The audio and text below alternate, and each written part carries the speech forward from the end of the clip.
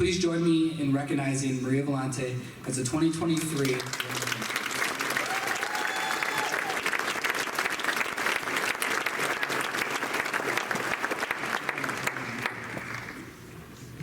I echo the thanks to the legendary Connie Weimer, my friend Susanna DeBacca, and the team at Business Publications for putting together such a wonderful event.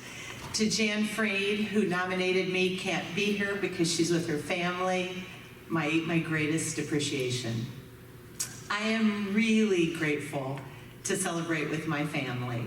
And I'll start with my mommy, who instilled confidence in me because it didn't really matter what I did. It was right, it was perfect. And I think if I had a disagreement with the Pope, she'd still think I was right and he had something to learn. She really does always think her kids are right.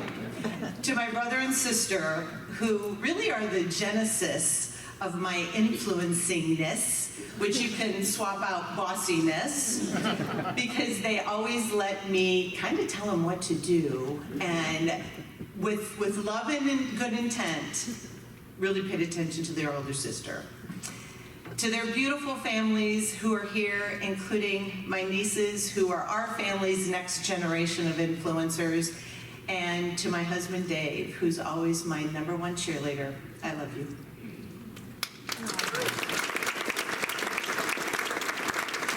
We celebrate the women today for these big, bold, and beautiful things that they've done. What I would add, though, is tonight's honorees also are the epitome of the little things they do and how those aggregate to big things. It's Terry's awesome big laugh. It is. It's the best laugh ever. It is how Barbara and Shaima really create change in the communities that they serve. Mary and Angela have paved the way for so many women that have come after them. It's Lisa's vulnerability, if you read her article that she shared with us. It's Kim's warm laugh and warm smile. It's sweet Laura Sweet's love notes that you get. It's Claudia's awesome hugs. It's the little things that these women do that add up. A small pond or a small stone thrown on an otherwise still pond creates big ripples. And I was fortunate enough to learn the importance of the little things very early. So I grew up in Davenport, Iowa, and in the 60s, and don't anybody do the math, but in the 60s, inner city baseball teams were sponsored by bar and tavern owners. And our father owned a tavern, so he sponsored a baseball team. And one day he was at a game and he noticed that there was a little boy off to the side who wasn't playing. And my dad went up to him and he asked him, "Why aren't you playing? You're in this neighborhood." And the little boy told my dad he couldn't afford the glove. So my dad gave him $20 and he said, "You and your mom go to the store, you buy a glove because you deserve to be on this team."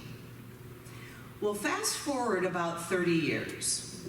My dad was at the barber shop. He's getting a haircut because, you know, we invest a lot in all of this. And he was getting a haircut because in a couple of days he was going to have a really big surgery as a result of a battle with cancer that he was waging. So he gets his haircut, he leaves, and this gentleman comes running out into the parking lot after him. White barber cape still on. And he said, "You know, I understand from the guys inside you're Pete Matthews." My dad acknowledges, "Yes, I am." And he says, "I owe you a debt of gratitude." He said, 30 years ago, I played baseball on one of the teams you sponsored, and I couldn't afford the glove. And you gave me money so that I could play on that team. And because I played on that team, I stayed out of trouble. And because I stayed out of trouble, the trajectory of my life was changed. Little stone, big ripples.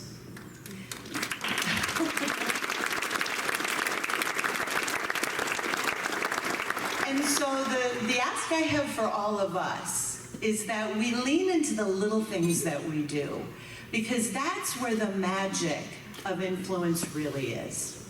Thank you.